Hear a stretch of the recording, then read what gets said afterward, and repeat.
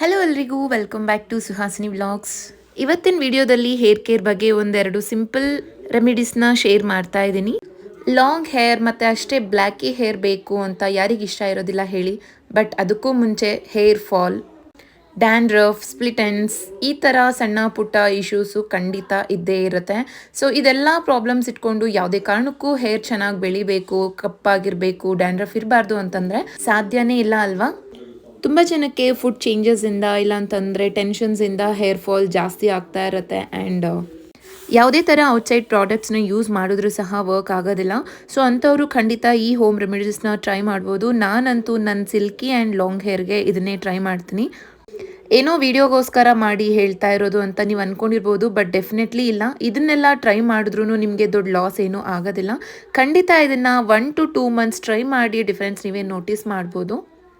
And ಇದಕ್ಕೆ ನಾವು ಯಾವುದೇ ಥರ ಜಾಸ್ತಿ ಕಾಸ್ಟ್ಲಿಯೆಸ್ಟ್ ಇಂಗ್ರೀಡಿಯೆಂಟ್ಸ್ನೆಲ್ಲ ಯೂಸ್ ಮಾಡೋದಿಲ್ಲ. ಮನೆಯಲ್ಲಿ ಆಬ್ವಿಯಸ್ಲಿ ನಾವು ಅಡುಗೆಗೆಲ್ಲ ಯಾವ ರೀತಿ ಬಳಸ್ಕೊತೀವಿ ಆ ರೀತಿ ಒಂದು ಸಿಂಪಲ್ ಇಂಗ್ರೀಡಿಯೆಂಟ್ಸ್ನ ಯೂಸ್ ಮಾಡಿಕೊಂಡು ಈ ಹೋಮ್ ರೆಮಿಡೀಸ್ನ ಟ್ರೈ ಮಾಡ್ತಾ ಇರೋದು.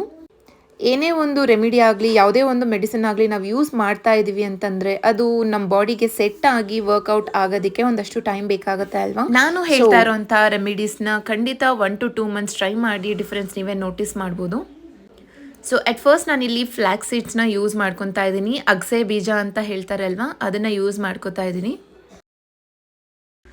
ಒಂದಷ್ಟು ಹೇರ್ ಕೇರ್ ಆಗಿರ್ಬೋದು, ಸ್ಕಿನ್ ಕೇರ್ ಆಗಿರ್ಬೋದು, ಇವಾಗ ಡಾಕ್ಟರ್ಸ್ ಕೂಡ ನಮಗೆ ಫ್ಲ್ಯಾಕ್ಸ್ ಸೀಡ್ಸ್ ಬಗ್ಗೆ ಸಜೆಸ್ಟ್ ಮಾಡ್ತಾರೆ. ಇದರಲ್ಲಿ ಆ ಎಲ್ಲ ಪ್ರಾಬ್ಲಮ್ಸ್ನು ಕ್ಯೂರ್ ಮಾಡೋವಂತಹ ಮ್ಯಾಜಿಕ್ ಟ್ರಿಕ್ಸ್ನ ಡಾಕ್ಟರ್ಸು ಕೂಡ ಇವಾಗ ಶೇರ್ ಮಾಡ್ತಾ ಇರ್ತಾರೆ ಅಲ್ವಾ. ಸೊ ಅದೇ ಫ್ಲ್ಯಾಕ್ಸ್ ಸೀಡ್ಸ್ನ ಬಳಸ್ಕೊಂಡು ನಾನಿವತ್ತೊಂದು ಸ್ಮಾಲ್ ರೆಮಿಡಿನ ಶೇರ್ ಮಾಡ್ತಾ ಇದ್ದೀನಿ. ನಾನಿಲ್ಲಿ ಒಂದು ಅಗಲವಾಗಿರೋಂತಹ ಪಾತ್ರೆಗೆ 2 ಟೇಬಲ್ ಸ್ಪೂನ್ಸ್ ಅಷ್ಟು ಫ್ಲ್ಯಾಕ್ಸ್ ಸೀಡ್ಸ್ನ ಹಾಕ್ಕೊಂಡು 1 ಟೇಬಲ್ ಸ್ಪೂನ್ ಅಷ್ಟು ಅಕ್ಕಿನ ಆ್ಯಡ್ ಮಾಡ್ಕೊತಾ ಇದ್ದೀನಿ. ಅಕ್ಕಿ ನಾವು ನಾರ್ಮಲ್ ಆಗಿ ರೈಸ್ ಮಾಡ್ಕೊತೀವಲ್ವ ಅದೇ ಅಕ್ಕಿನ. ಆ್ಯಂಡ್ ಇಲ್ಲಿ 1 ಟಂಬ್ಲರ್ 1 ಫುಲ್ ಗ್ಲಾಸ್ ಅಷ್ಟು ವಾಟರ್ನ ಆ್ಯಡ್ ಮಾಡಿ ಚೆನ್ನಾಗಿ ಕುದಿಸ್ಕೊತಾ ಇದ್ದೀನಿ. ಇದು ಬಾಯ್ಲ್ ಆಗ್ತಾ ಆಗ್ತಾ ನಮಗೆ ರೈಸಲ್ಲಿ ಗಂಜಿ ಯಾವ ರೀತಿ ಬರುತ್ತೆ ಅದೇ ರೀತಿಯೇ ಸ್ಟಿಕ್ಕಿ ಕನ್ಸಿಸ್ಟೆನ್ಸಿಯಲ್ಲಿ ಫಾರ್ಮ್ ಆಗುತ್ತೆ. ನೀವು ಎಷ್ಟೇ ವಾಟರ್ನ ಆ್ಯಡ್ ಮಾಡಿಕೊಂಡ್ರೂ ಈ ರೀತಿ ಸ್ಟಿಕ್ಕಿ ಕನ್ಸಿಸ್ಟೆನ್ಸಿಗೆ ಇದು ಫಾರ್ಮ್ ಆಗುತ್ತೆ. ಸೊ ಅಷ್ಟು ತನಕ ಕುದಿಸ್ಕೊಂಡು ಸ್ಟವ್ ಆಫ್ ಮಾಡಿಕೊಂಡು ಇದು ಕಂಪ್ಲೀಟಾಗಿ ತಣ್ಣಗಾಗೋದಕ್ಕೆ ಸೈಡಲ್ಲಿ ಬಿಡಬೇಕಾಗತ್ತೆ. ಸೊ ಅದಾದ ನಂತರ ಈ ರೀತಿ ಒಂದು ಫಿಲ್ಟರ್ನ ಬಳಸ್ಕೊಂಡು ನಾವು ಇದನ್ನು ಶೋಧಿಸ್ಕೋಬೇಕಾಗತ್ತೆ. ಆ್ಯಕ್ಚುಲಿ ಇದು ತುಂಬ ಸ್ಟಿಕ್ಕಿ ಕನ್ಸಿಸ್ಟೆನ್ಸಿ ಆಗಿರುತ್ತೆ ಅಲ್ವಾ. ಸೊ ಎದರ್ ನೀವು ಫಿಲ್ಟರಲ್ಲಿ ಮಾಡ್ಕೋಬೋದು, ಇಲ್ಲ ಅಂತಂದರೆ ಈ ರೀತಿ ಒಂದು ಕಾಟನ್ ಬಟ್ಟೆ ಅಥವಾ ನೆಟ್ ರೀತಿ ಬರುತ್ತೆ ಅಲ್ವಾ, ಆ ರೀತಿ ಬಟ್ಟೆಯಲ್ಲಾದರೂ ಸಹ ಇದನ್ನು ಈ ರೀತಿ ಹಾಕ್ಕೊಂಡು ಇದನ್ನು ಫಿಲ್ಟರ್ ಮಾಡ್ಕೋಬೇಕಾಗತ್ತೆ. ಸಾಮಾನ್ಯವಾಗಿ ಅಕ್ಕಿ ತೊಳೆದಿರೋ ನೀರನ್ನು ಸಹ ತಲೆಗೆ ಹಾಕಿ ಮಸಾಜ್ ಮಾಡ್ಕೊಳ್ಳೋರು ತುಂಬ ಜನ ಇದ್ದಾರೆ. ಬಟ್ ಈ ರೀತಿ ಫ್ಲ್ಯಾಕ್ಸ್ ಸೀಡ್ಸ್ ಜೊತೆ ಅದನ್ನು ಮಿಕ್ಸ್ ಮಾಡಿಕೊಂಡ್ರೆ ನೀವು ಡೆಫಿನೆಟ್ಲಿ ಡಿಫ್ರೆನ್ಸ್ನ ನೋಟಿಸ್ ಮಾಡ್ಬೋದು. ಹೇರ್ ಫಾಲ್ ಆಗಿರ್ಬೋದು, ಇಲ್ಲಾಂದರೆ ಹೇರ್ ಗ್ರೋತ್ ಬಗ್ಗೆ ಆಗಲಿ. ಫಸ್ಟ್ ನಮಗೆ ಹೇರ್ ಫಾಲ್ ಸ್ಟಾಪ್ ಆದ್ರೇ ಅಲ್ವಾ ಹೇರ್ ಗ್ರೋತ್ ಸ್ಟಾರ್ಟ್ ಆಗೋದಕ್ಕೆ ಸಾಧ್ಯ. ಸೊ ಈಗ ಇದನ್ನು ನೋಡ್ತಿರ್ಬೋದು, ಲೈಕ್ ಕಂಪ್ಲೀಟಾಗಿ ತಣ್ಣಗಾಗಿದೆ. ಸ್ಟಿಕ್ಕಿ ಕನ್ಸಿಸ್ಟೆನ್ಸಿ ಯಾವ ರೀತಿ ಇದೆ ಅಂತೇಳ್ಬಿಟ್ಟು ಕೆಲವೊಂದು ಸರಿ ತುಂಬ ಗಟ್ಟಿ ಆಗಿಬಿಡುತ್ತೆ. ಸೊ ಅಷ್ಟೊಂದು ಗಟ್ಟಿ ಬೇಡ. ಅಷ್ಟೊಂದು ಗಟ್ಟಿ ಇದ್ದರೆ ನಮಗೆ ಹೆಡ್ಗೆ ಅಪ್ಲೈ ಮಾಡೋದಕ್ಕೂ ಚೆನ್ನಾಗಿ ಅನಿಸೋದಿಲ್ಲ. ಸೊ ಈ ರೀತಿ ಕನ್ಸಿಸ್ಟೆನ್ಸಿ ಇದ್ದರೆ ಸಾಕಾಗುತ್ತೆ. ಇದಕ್ಕೆ ನಾನು 2 to 3 ಟೇಬಲ್ ಸ್ಪೂನ್ಸ್ ಅಷ್ಟು ಆಯಿಲ್ನ ಆ್ಯಡ್ ಮಾಡ್ಕೊತಾ ಇದ್ದೀನಿ. ಆ್ಯಂಡ್ ಆಯಿಲ್ ಜಾಸ್ತಿ ಆ್ಯಡ್ ಮಾಡ್ಕೊಳ್ಳೋದ್ರಿಂದನೂ ಯಾವುದೇ ಥರ ಪ್ರಾಬ್ಲಮ್ ಆಗೋದಿಲ್ಲ. ಸೊ ಎರಡನ್ನೂ ಚೆನ್ನಾಗಿ ಮಿಕ್ಸ್ ಮಾಡಿಕೊಂಡು ಹೆಡ್ಗೆ ಅಪ್ಲೈ ಮಾಡಿ ಮಸಾಜ್ ಮಾಡ್ಕೋಬೇಕಾಗತ್ತೆ. ನೀವು ಇದನ್ನು ಸ್ನಾನ ಮಾಡೋದಕ್ಕೂ ಮೊದಲು 1 hour ಮೊದಲು ಇದನ್ನು ತಲೆಗೆ ಹಚ್ಚಿ ಚೆನ್ನಾಗಿ ಮಸಾಜ್ ಮಾಡಿ ಆಮೇಲೆ ಸ್ನಾನ ಮಾಡ್ಬೋದು. ಇಲ್ಲ ಅಂತಂದರೆ ಇದನ್ನು ನೀವು ಓವರ್ ನೈಟ್ ಕೂಡ ತಲೆಯಲ್ಲಿ ಬಿಡ್ಬೋದು. ಲೈಕ್ ನೈಟ್ ಹಚ್ಕೊಂಡು ಬೆಳಗ್ಗೆ ಸ್ನಾನ ಮಾಡೋ ಥರನೂ ಮಾಡ್ಬೋದು. ಆ್ಯಂಡ್ ಇಲ್ಲಿ ಸ್ಟಿಕ್ಕಿ ಕನ್ಸಿಸ್ಟೆನ್ಸಿ ಇರೋದ್ರಿಂದ ತಲೆಗೆ ಇಚ್ಚಿಂಗ್ ಆಗೋದು ಆ ಥರ ಯಾವುದೇ ರೀತಿ ಪ್ರಾಬ್ಲಮ್ ಆಗೋದಿಲ್ಲ. ನಾರ್ಮಲ್ ಆಗಿ ಆಯಿಲ್ ಯಾವ ರೀತಿ ಅಪ್ಲೈ ಮಾಡ್ಕೊಂಡಿದ್ದೀರ ಅಂತ ಫೀಲ್ ಆಗುತ್ತೆ, ಸೇಮ್ ಅದೇ ರೀತಿಯೇ ಇರುತ್ತೆ. ಆ್ಯಂಡ್ ಇದರಿಂದ ಯಾವುದೇ ರೀತಿ ಸೈಡ್ ಎಫೆಕ್ಟ್ಸ್ ಆಗೋದಿಲ್ಲ. ಇದನ್ನು ನಾವು 7 to 10 ಡೇಸ್ವರೆಗೂ ಫ್ರಿಜ್ಜಲ್ಲಿಟ್ಟು ಯೂಸ್ ಮಾಡ್ಬೋದು. ಸ್ಟೋರ್ ಮಾಡ್ಕೊಳ್ಳೋದಾದರೆ ಈ ರೀತಿ ಒಂದು ಏರ್ ಟೈಟ್ ಜಾರಲ್ಲಿ ನೀವು ಸ್ಟೋರ್ ಮಾಡ್ಕೋಬೋದು. ಆ್ಯಂಡ್ ಇದನ್ನು ನಾವು ಫ್ರಿಜ್ಜಲ್ಲಿಟ್ಟೇ ಯೂಸ್ ಮಾಡಬೇಕಾಗತ್ತೆ. ಇದನ್ನೇನಾದರೂ ಹೊರಗಡೆ ಇಟ್ಟರೆ ರೈಸ್ ಯೂಸ್ ಮಾಡಿರೋದ್ರಿಂದ ಬೇಗ ಹಾಳಾಗುತ್ತೆ. ಸೊ ಆದಷ್ಟು ಫ್ರಿಜ್ಜಲ್ಲಿ ಸ್ಟೋರ್ ಮಾಡ್ಕೊಳ್ಳಿ. ಈಗ ಇನ್ನೊಂದು ರೆಮಿಡಿನ ಶೇರ್ ಮಾಡ್ತಾ ಇದ್ದೀನಿ. ಅಗಲವಾಗಿರೋಂತಹ ಪಾತ್ರೆಗೆ ನಾನಿಲ್ಲಿ ಕೊಬ್ಬರಿ ಎಣ್ಣೆನ ಆ್ಯಡ್ ಮಾಡ್ಕೊತಾ ಇದ್ದೀನಿ. ಆ್ಯಕ್ಚುಲಿ ನಿಮಗೆ ಎಷ್ಟು ಕ್ವಾಂಟಿಟಿಗೆ ಬೇಕು ಅಷ್ಟು ಕ್ವಾಂಟಿಟಿಗೆ ನೀವು ಕೊಬ್ಬರಿ ಎಣ್ಣೆನ ಆ್ಯಡ್ ಮಾಡ್ಕೋಬೋದು. ಫ್ಲ್ಯಾಕ್ಸ್ ಸೀಡ್ಸಿಂದ ನಮಗೆ ಹೇರ್ ಕೇರ್ ತುಂಬಾ ಚೆನ್ನಾಗಾಗತ್ತೆ, ಖಂಡಿತ ಟ್ರೈ ಮಾಡಿ. ಸೊ ನಾನಿಲ್ಲಿ 2 ಟೇಬಲ್ ಸ್ಪೂನ್ಸ್ ಅಷ್ಟು ಅಗಸೆ ಬೀಜನ ಆ್ಯಡ್ ಮಾಡಿಕೊಂಡು 2 to 3 ಟೇಬಲ್ ಸ್ಪೂನ್ಸ್ ಅಷ್ಟು ಮೆಂತ್ಯ ಕಾಳನ್ನ ಆ್ಯಡ್ ಮಾಡ್ಕೊಂಡಿದ್ದೀನಿ. ತೋರಿಸ್ತಾ ಇರೋಂತಹ ಇಂಗ್ರೀಡಿಯೆಂಟ್ಸಲ್ಲಿ ಹೆಚ್ಚು ಕಡಿಮೆ ಕ್ವಾಂಟಿಟಿ ಆದ್ರೂ ಯಾವುದೇ ಥರ ಪ್ರಾಬ್ಲಮ್ ಆಗೋದಿಲ್ಲ.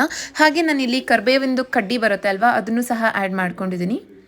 ಹಾಗೆ 4ರಿಂದ 5 ರೆಂಬೆ ಅಷ್ಟು ಕರಿಬೇವನ್ನು ಆ್ಯಡ್ ಮಾಡ್ಕೊತಾ ಇದ್ದೀನಿ. ಕರಿಬೇವು ಅಷ್ಟೇ ನಾವು ಫುಡ್ಡಲ್ಲಿ ಜಾಸ್ತಿ ಯೂಸ್ ಮಾಡೋದ್ರಿಂದ ತುಂಬ ಒಳ್ಳೆಯದು ಅಂತ ಹೇಳ್ತಾರೆ ಅಲ್ವಾ. ಸೊ ಈಗ ಕರಿಬೇವು ಆ್ಯಡ್ ಮಾಡ್ಕೊಂಡಿದ್ದಾದಮೇಲೆ ನಾನು ಒಂದೇ ದಾಸವಾಳದ ಹೂವಿದೆ, ಹಾಗಾಗಿ ಒಂದನ್ನೇ ಆ್ಯಡ್ ಮಾಡ್ಕೊತಾ ಇದ್ದೀನಿ.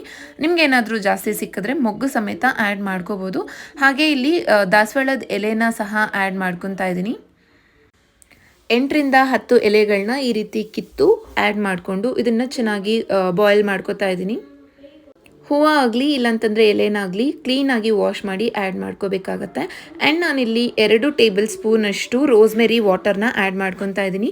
ನಿಮ್ಮ ಹತ್ರ ಏನಾದರೂ ರೋಸ್ಮೆರಿ ಲೀವ್ಸ್ ಇದ್ದರೆ ಡೈರೆಕ್ಟಾಗಿ ರೋಸ್ಮೆರಿ ಲೀವ್ಸ್ನ ಆ್ಯಡ್ ಮಾಡ್ಕೋಬೋದು. ನನ್ನ ಹತ್ರ ರೋಸ್ಮೆರಿದು ಆಯಿಲ್ ಅಥವಾ ವಾಟರ್ ಇರೋದ್ರಿಂದ ನಾನು ಅದನ್ನೇ ಆ್ಯಡ್ ಮಾಡ್ಕೊತಾ ಇದ್ದೀನಿ. ರೋಸ್ಮೆರಿ ವಾಟರ್ ಆ್ಯಡ್ ಮಾಡ್ಕೊಳ್ಳೋದಾದರೆ ರೋಸ್ಮೆರಿ ಲೀವ್ಸ್ನ ವಾಟರಲ್ಲಿ ಬಾಯ್ಲ್ ಮಾಡ್ಕೊಂಡಿರೋವಂಥದ್ದನ್ನು ಆ್ಯಡ್ ಮಾಡ್ಕೊಳ್ಳೋದು. ಇನ್ ಕೇಸ್ ರೋಸ್ಮೆರಿ ಆಯಿಲ್ನ ಆ್ಯಡ್ ಮಾಡ್ಕೊಳ್ಳೋದಾದರೆ ರೋಸ್ಮೆರಿನ ಈ ರೀತಿ ಆಯಿಲಲ್ಲಿ ಬಾಯ್ಲ್ ಮಾಡಿರೋವಂಥದ್ದು.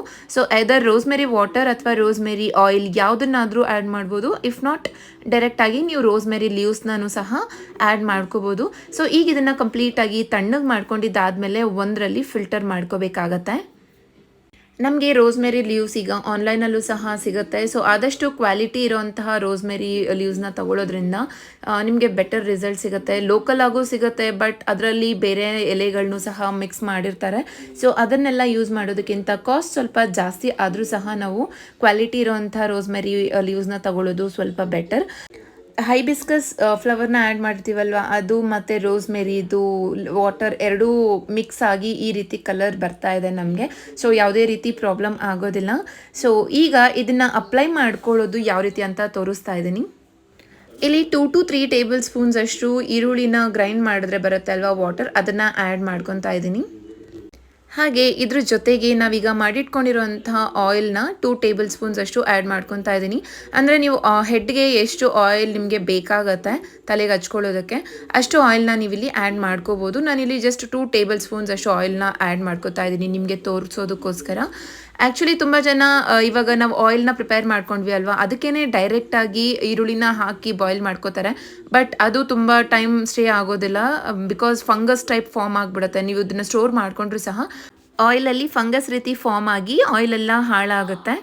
ನೀವಿನ್ನೇನು ಹೆಡ್ ಬಾತ್ ಮಾಡ್ತಾ ಇದ್ದೀರಾ ಇಲ್ಲ ಆಯಿಲ್ ಅಪ್ಲೈ ಮಾಡ್ತಿದ್ದೀರಾ ಅಂತಂದಾಗ ಈ ರೀತಿ ಈರುಳ್ಳಿ ರಸಕ್ಕೆ ನಾವು ಪ್ರಿಪೇರ್ ಮಾಡ್ಕೊಂಡಿರೋಂತಹ ಆಯಿಲ್ನ ಹಾಕಿ ಚೆನ್ನಾಗಿ ಮಿಕ್ಸ್ ಮಾಡಿ ಹೆಡ್ ಮಸಾಜ್ ಮಾಡ್ಕೋಬೋದು.